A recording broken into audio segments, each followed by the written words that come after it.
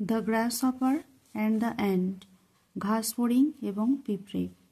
Once upon a time there lived a merry grasshopper and a serious ant. একদা এক সময় একটা আনন্দময় ঘাস ফড়িং আর একটা গম্ভীর পিঁপড়ে বাস করত। The গ্রাসহপার love to Singh, dance and enjoy life all year long. ঘাস ফড়িং সারা বছর গান গাইতে, নাচতে এবং জীবন উপভোগ করতে ভালোবাসত। He never thought about saving food or preparing for any difficult days ahead. সে কখনোই খাবার জমানোর কথা ভাবত না, সামনের কঠিন দিনের প্রস্তুতি নিত না। On the other hand,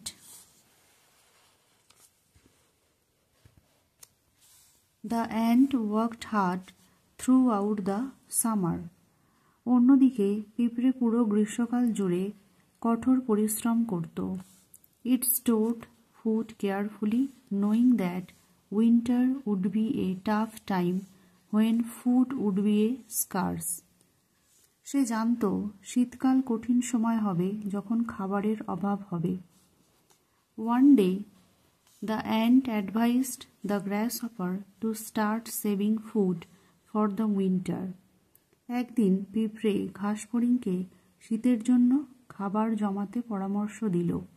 the ant said, it is wise to prepare for bad days. পিঁপড়েটি বলল, খারাপ দিনের জন্য প্রস্তুতি নেওয়া বুদ্ধিমানের কাজ।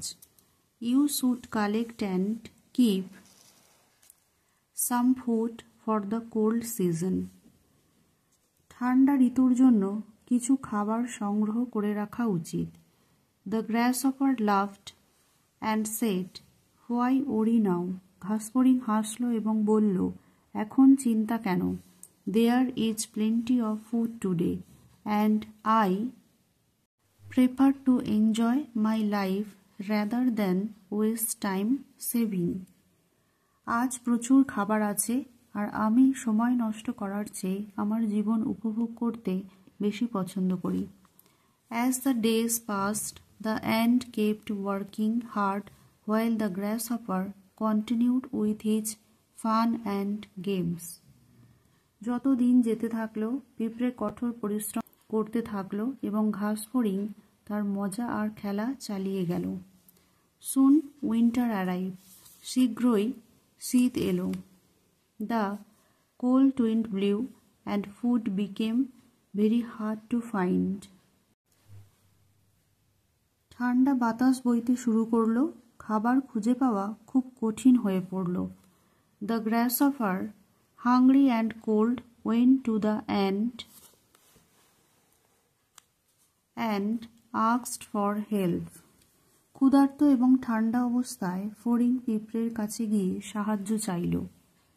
But the ant said kindly, I am sorry. কিন্তু পিঁপড়েটা সদয়ভাবে বলল, আমি দুঃখিত। But you did not listen to my advice. কিন্তু তুমি আমার পরামর্শ শোনোনি। I can not share my food because I have saved it for my own survival. আমি আমার খাবার ভাগ করে নিতে পারবো না, কারণ আমি নিজের বেঁচে থাকার জন্য এটি জমা করে রেখেছি।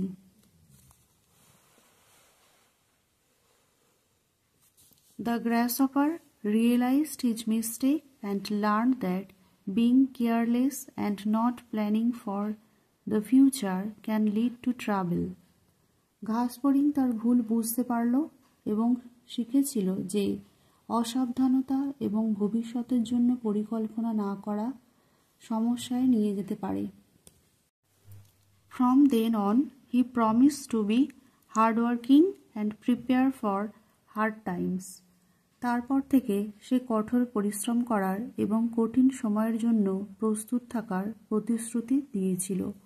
মোরাল, নীতিকথা, enjoyment without responsibility can lead to hardship.